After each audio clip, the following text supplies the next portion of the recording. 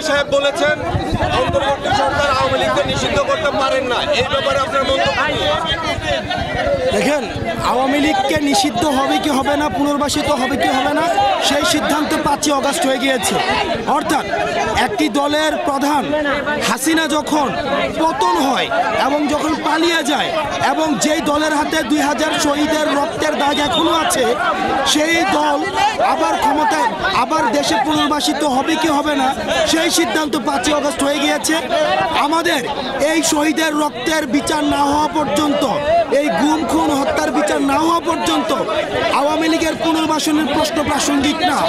এখন যে প্রশ্নটি প্রাসঙ্গিক যে আওয়ামী লীগের আগে সুবিচার নিশ্চিত হতে হবে, এরপরে অন্য আলাপ। এবং আওয়ামী লীগ যে অপরাধ গত 15-16 বছর করেছে, তাদের এই অপরাধ আগামী 1000 বছরে সেগুলো হচ্ছে তাদের কোনো বিচারের 1000 বছর কারাগার দিলেও সেই বিচার হবে না। সুতরাং আগে হচ্ছে বিচার নিশ্চিত করতে হবে। বিচার নিশ্চিত না হওয়া পর্যন্ত তাদের পুনর্বাসনের যে আলাপটি জাতীয় পার্টি দিচ্ছে, এটি একটি ফেসিবাদের আরেকটি দূষর। উপরে ভর করেই কিন্তু ফেসিবাদ ডালপালা গজিয়ে মহিরূপে বেড়ে উঠেছে। সুতরাং জাতীয় পার্টি যদি মনে করে আবার তারা হচ্ছে শেষ কয়েকদিন আন্দোলনের আগে পিছনে থেকে আবার তারা হচ্ছে মেইন স্ট্রিমে চলে আসবে, তাহলে জাতীয় পার্টি ভুল ভাবছে। জাতীয় পার্টি আওয়ামী দূষর হিসেবেই তারা ইতিহাসে হচ্ছে স্বীকৃত থাকবে। সুতরাং জাতীয় পার্টি কি বলল সেটি ছাত্র নাগরিক কোনো ধরনের তোয়াক্কা করে না।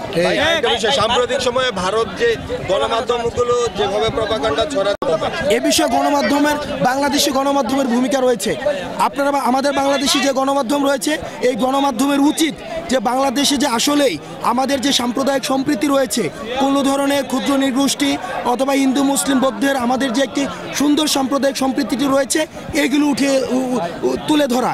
তারই সাথে সাথে ভারত যে মিডিয়া প্রপাগান্ডা চালাচ্ছে, সেগুলোর বিরুদ্ধে কাউন্টার প্রপাগান্ডা সেল গঠন করে সেগুলোর বিরুদ্ধে আমাদের দেশের মিডিয়ারও সরব উপস্থিতি প্রয়োজন।